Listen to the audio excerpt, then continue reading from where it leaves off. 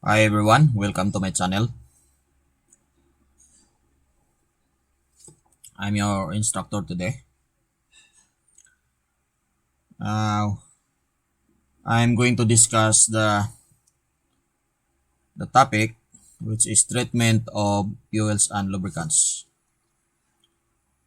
So, this is for the subject past GT.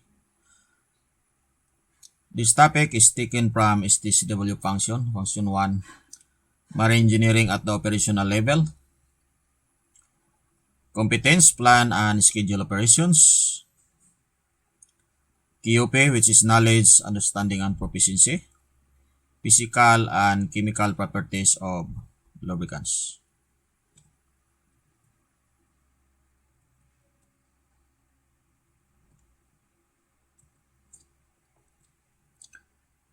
Our learning outcome at the end of this lesson, the students should be able to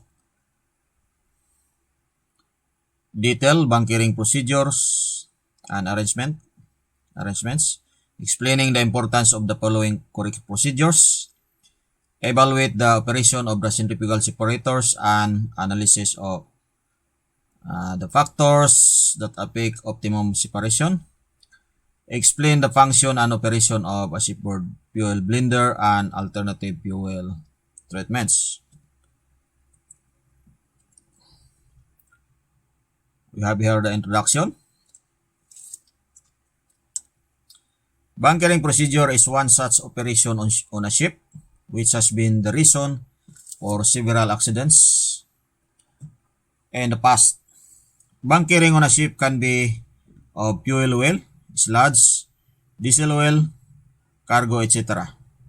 Bunkering of fuel or diesel oil requires utmost care and alertness to prevent any kind of fire accident or oil spill. In this lesson, we will learn about the bunkering procedures on a ship and what are the important points that are to be taken into consideration while bunkering. So, what does the bunker mean? In the shipping industry, the word bunker is used for the fuel and lube oils which are stored on a ship and used for machinery operation only. If a vessel is carrying a marine fuel or lube oil to discharge it to another port, it will not be called bunker. If the vessel or truck is carrying it to transfer to another ship or using in its machinery, it will be termed as bunker. And the operation performed to transport the oil is known as bunkering. Hence, bunker fuel or bunker oil on a vessel are marine fuel, lube oils which are carried on a separate storage tanks, popularly known as bunker tanks for fuel consumption in ship's machinery. So we have here an example, an illustration, a procedure for bunkering operation on a ship. So there is a bunker receiving ship, this one, the bigger one, and there is a bunker supply ship, which is called bunker barge. So what are the types of bunker fuel? Heavy fuel oil, marine diesel oil, marine gas oil, lube oil, and LNG fuel. So these are examples. So this is heavy fuel oil, marine gas oil, this one, lube oil, this one, lube oil, and LNG fuel. So these are examples. Ways to receive marine fuel bunker. The bunker fuel can be supplied to a cargo ship in different ways. The mode or method may vary depending upon the grade or type of fuel being delivered to the vessel. There can be the different types of bunkering facilities which supply the required marine fuel or lube oil to the ship. A small barge or ship carrying bunker fuel can be used to transfer marine fuel oil such as heavy fuel oil to the vessel. If the quantity of oil is less, example lube oil or marine gas oil, LNG, etc., it can be supplied to the vessel using trucks. So we have here the bunkering operation procedure, which is very much important. So this is what we call critical operation, because it can, if something happen, for example, there is an oil spill, it can be a cause of the delay of ship operation. So the bunkering procedure on a ship can be divided into three important stages.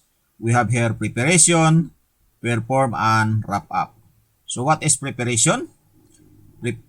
Preparation, preparing for the bunkering operation, which will involve the readiness of bunkering equipment, storage tanks, and bunkering safety. So this is the responsibility of engine department, especially chief engineer. So perform, we have here performing the bunkering operation in real time as per the decided procedure and receiving the marine fuel according to the bunker plan. So there should be a bunkering plan. So the chief engineer will will prepare this bunkering plan. Wrapping up the bunkering operation with the utmost safety and ensuring the correct amount and quality of bunker fuel has been received on board from the bunkering facilities, bunker ship or shore truck, etc. So that is wrap up. So we have here before the bunkering operation. Later on, you can see the illustration. So we just discuss first the procedure. So the chief engineer should calculate and check which bunker oil tanks are to be filled after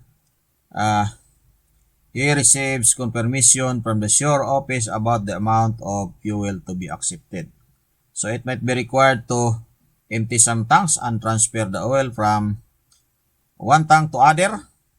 So this is required to prevent the mixing of two oils and prevent incompatibility between the previous oil and the new oil. So the sounding of the other fuel storage tank, so not be used in bunkering operations, should be also be taken to keep a record of fuel already present on board. So this will help the ship's officer in case any valve is leaking and the other oil is being transferred to the unwanted tank. So a meeting should be held. So what we read now here is this is all the procedure for the bunkering. So a meeting should be held between the members that will take part in the bunkering process, and this should be explained about the following. So first, which tanks are to be filled, sequence order of tanks to be filled, how much bunker oil is to be taken, so bunkering safety procedures, emergency procedures in case oil spill, of course, responsibilities of each officer are explained, sounding is taken before bunkering and record is made, a checklist is to be filled so that nothing is missed, all leak scappers and sieve oil tanks, all trays are plugged. So this procedure of bunkering is a lot of information. So this procedure should be what we call should be followed. So an overflow tank is provided in the engine room which is connected to the bunker tank and the bunker line. Ensure the overflow tank is kept empty to transfer excess fuel from the bunker tanks. Adequate lighting at the bunker tanks and sounding position are to be provided. No smoking notice should be positioned near the bunkering station. Onboard communication signs and signals to stop the operation between the people involved in the bunkering are to be understood by all crew involved in the operation. Red flag light is presented on the masthead. Opposite side bunker tank manifold valves are closed and appropriately blank. So this all information should be followed when carrying out the bunkering. Vessel drop and trim is recorded before bunkering. All equipment in SOPEP, shipboard oil pollution emergency plant locker, are checked and kept near the bunkering station. So it should be prepared, the SOPEP material before the bunkering station. So as near as in the filling manifold. So when the bunker ship or barge is secured to the ship side, the person in charge on the barge is also explained about the bunker plan. Bunker suppliers paperwork is checked for the oil's grade and the density if they are as per the specification. The pumping rate of the bunker fuel is agreed with the bunker barge or bunker truck. The hose is then connected to the manifold. The condition of hose must be checked properly by ship staff, and if it is not satisfactory, seem to be notified to the chief engineer. So most of the bunker suppliers send their crew to connect the bunker oil pipeline coming from the bunker ship barge. The ship staff must be rechecked the plan's connection to eliminate the doubt of any leakage. So once the connection is made, the chief engineer will ensure all the line valves which will lead to the bunker fuel to the selected bunker tanks are open, keeping the main manifold valve shut. So proper communication between the barge and the ship is to be established. Signs and signals are to be followed as discussed in case of communication during an emergency. Most bunkering facilities, ship, barge, terminal, truck, etc. provided emergency stop switch which control the bunkering supply pump. Ensure to check its working before commencing the operation. So there should be what we call emergency stop switch. So in case there is oil spill happen, it should be emergency stop switch should be stopped immediately. So to stop the pump. So we have here an example. Once all the checks are done, the manifold valve is open for bunkering. So this is what we call the manifold valve. So this is manifold valve.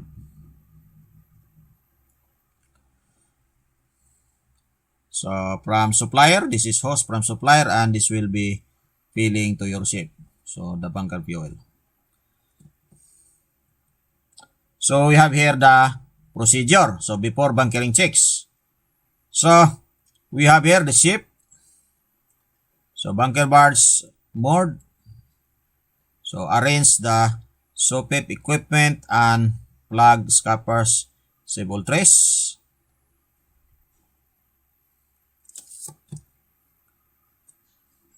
So we have here bunker ship, bunker barge, securely moored to the ship, and means of the access is rig.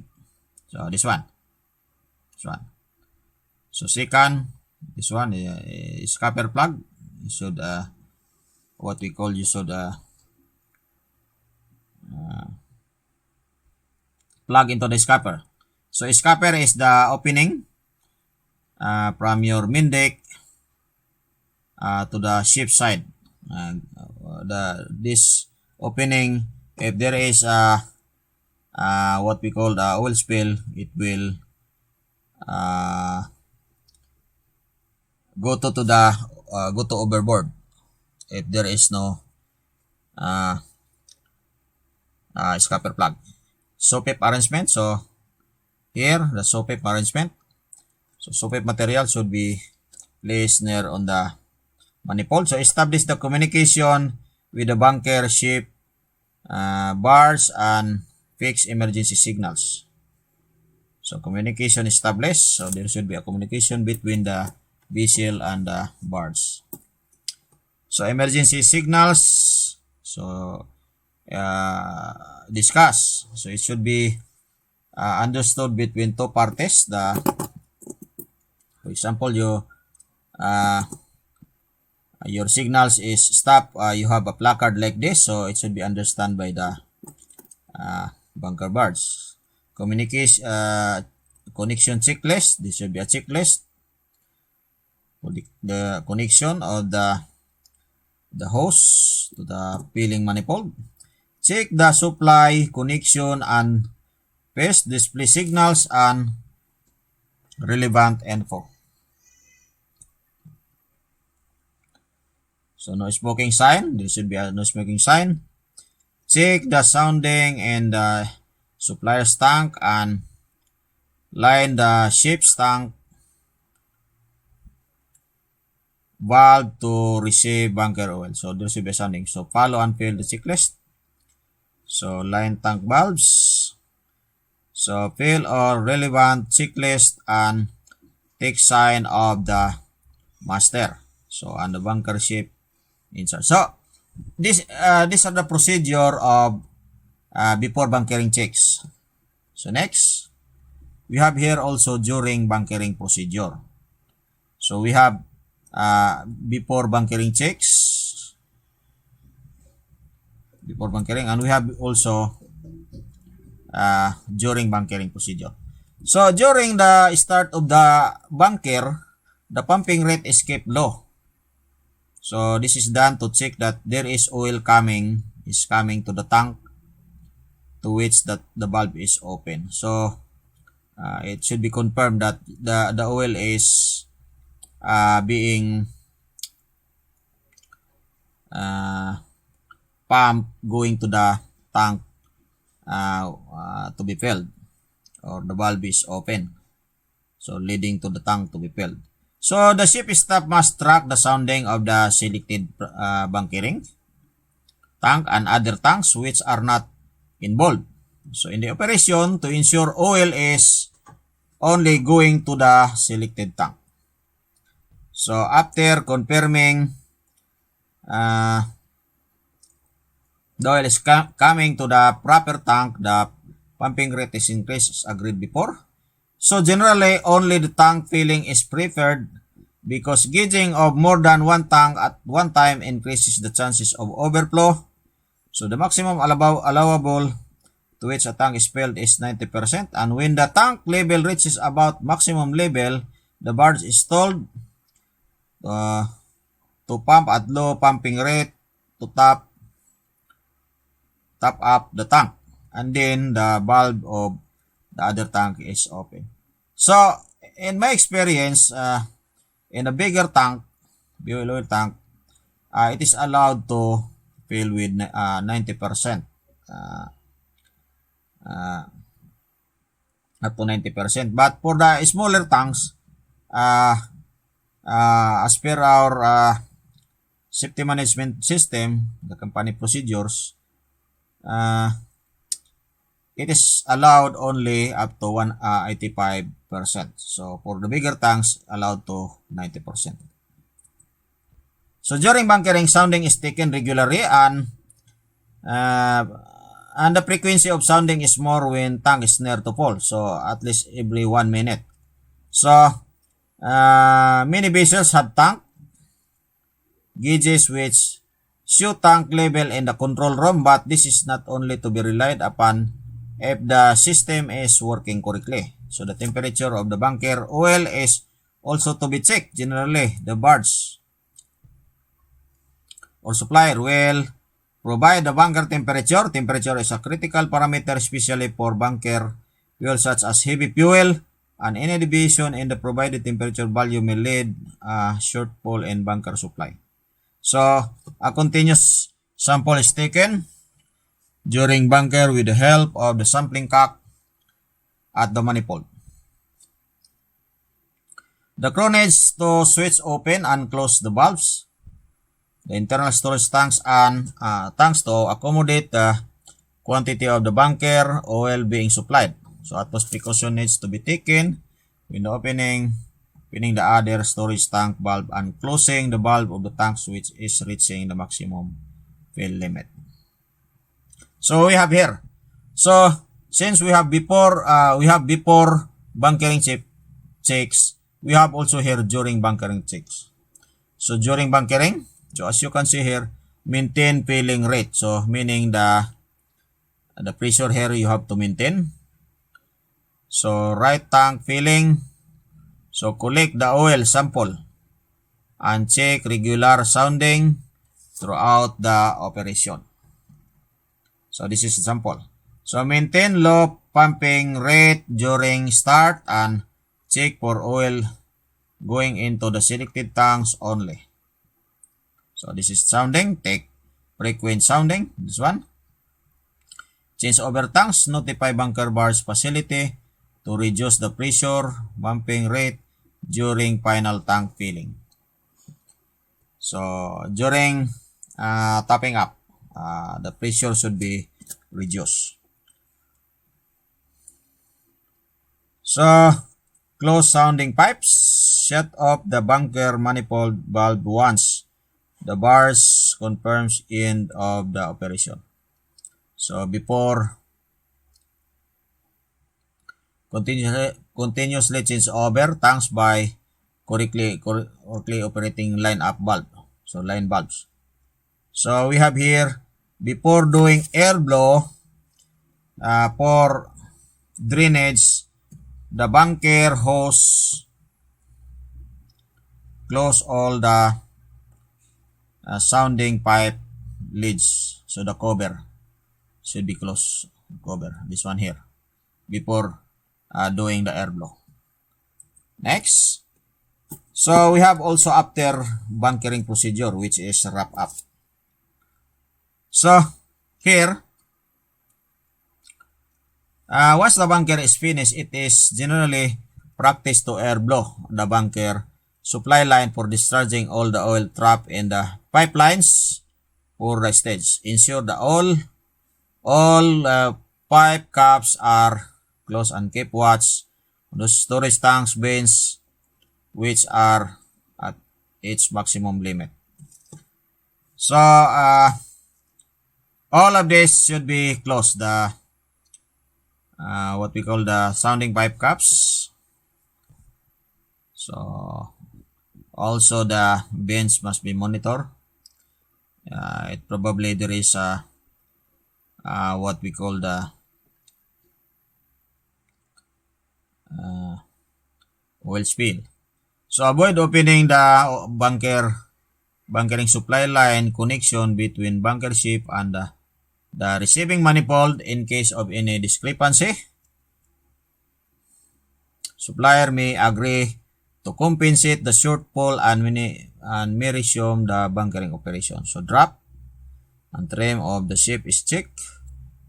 Take sounding of all tanks bunkered. The volume bunkered should be corrected for trim, heel, and temperature correction. In general, for each degree of increase in temperature in the density should be reduced by 0.64 kg per cubic meter. So it's a long procedure, the bunkering. 4 samples are taken during bunkering. So 1 is kept on board, 1 for the bunker ship or bars, 1 for the analysis, 1 for port state or IMO. So the chief engineer will sign the bunker receipt, BDN, and the amount of bunker received. So if there is any shortfall of bunker received, the chief engineer can issue a note of protest against the barge supplier.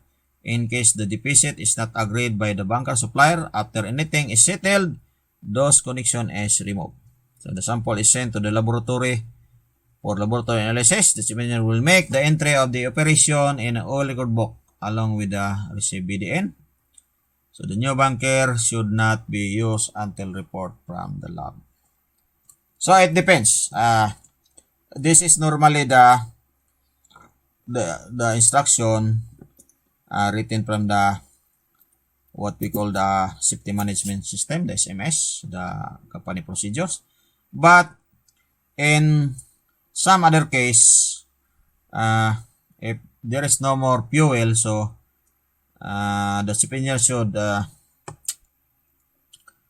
advise the superintendent and ask permission to use that bunker fuel, even if what we call there is not yet a result of laboratory fuel oil analysis.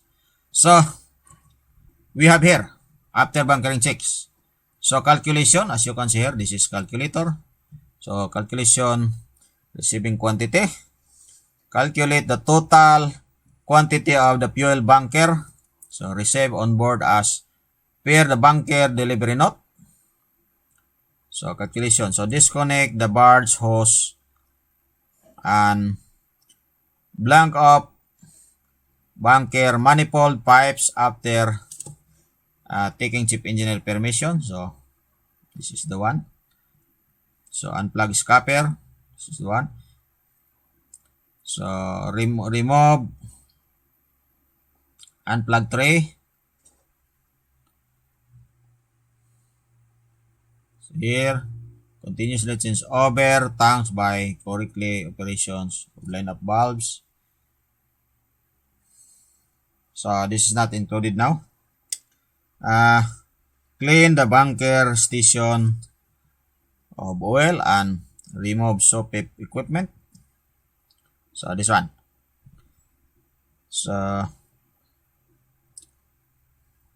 here, send and retain bunker sample. This one. So the chief engineer send the fuel oil sample to the shore lab for testing and retain ship and marple bottle on board. So make an chief engineer to enter the bunker quantity details on ORB and relevant logbook. So make ORB entry.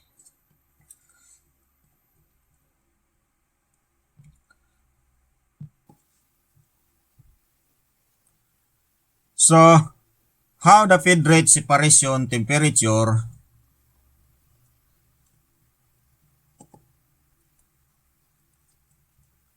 and gravity test of centrifuge is selected for optimum purification. So we have here the feed rate for low boil purifier, the throughput should be about 1/3 of maximum capacity. For fuel oil purifier, the throughput should be about 15 to 20% of spoke or specific fuel oil consumption. So this will ensure sufficient dwell time in the present to effectively remove water and unwanted insolubles. So temperature should not exceed 98 degrees Celsius as they may cause the sealing water to boil and lose bowl seal. So higher temperature assessed in the separation process. So we have here the gravity test. So this is gravity test. So reference should be made to nomogram with information on the measured density and temperature. So the diameter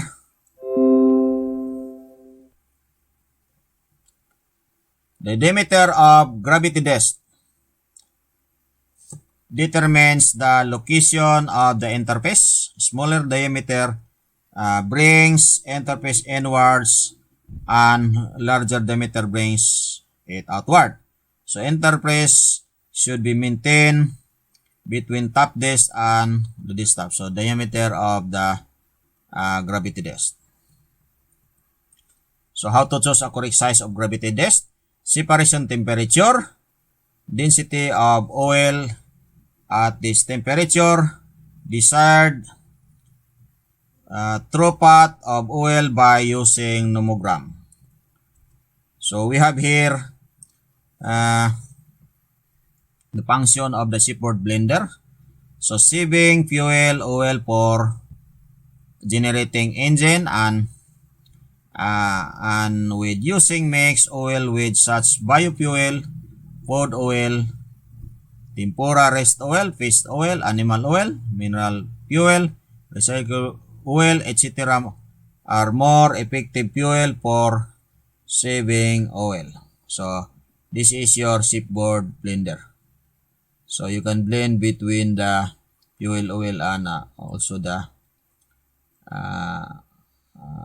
diesel oil,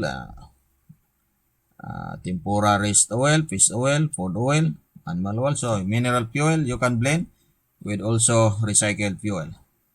So this is your shipboard blender. So this is the diagram of your shipboard blender. As you can see here is a heavy fuel oil service tank, and we have here also the diesel oil service tank. So as you can see, the pipeline here is going there, the shipboard blender, and the other one, heavy fuel, is going there. So shipboard blender number 2, this is number 1. So as you can see here, the number 1 here, there is a flow of the diesel oil, and the other one here, there is a flow of fuel oil. So it is blended through in this pipeline, and it will be going to this probably this is purifier.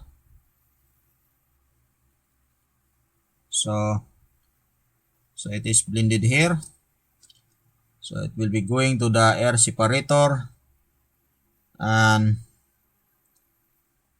will going to circulating pump to heater, and to the diesel engine. So this is the system of the schematic diagram of shipboard blender system on ship. So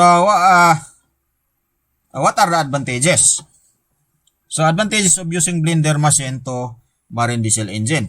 So using blender for diesel engine fuel oil combustion engine can be resulting of saving energy and reducing maintenance cost.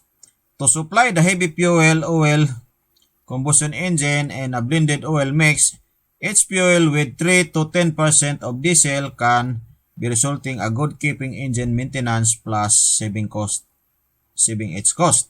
So using fuel blender can improve its fuel and quality. So of course, and more with micro strainer and series can solve the problem in question of alumina and silica matter. So this alumina and silica matter, it is there in the fuel oil, but it should not be allowed more than that what we call the normal value. Because if more than the normal value as per the more than the alumina and silica content of the fuel is more than the normal value content to the fuel oil, your engine will be damaged. So it should be monitored by chief engineer. Application of blender machine to marine diesel engine. So viscosity adjustment of MGO marine gas oil and improve with high viscosity blended oil, adjusting sulfur content in oil. So that is one application. So the second one is adjusting sulfur content in oil. Third is saving energy with recycled oil, because you can blend with the recycled oil. So next. So for the recap, we have discussed the following. So detailed bunkering procedures and arrangement, explaining the importance of the following correct procedure. So we have discussed that one. So the operation of centrifugal separators and analysis, the factors that affect optimum separation, and the function on operation of seaboard blender and alternative fuel treatment. So we have discussed that one. So what to do next meeting, or our activity for the next meeting? We will discuss the following. So first we have random oral recitation, and then we have a short quiz for the given discussion. And after that, we will discuss the following. So identify the diesel engine lubricant types, properties, and applications. So outline principles of the diesel engine. So that will be our activity for the next meeting.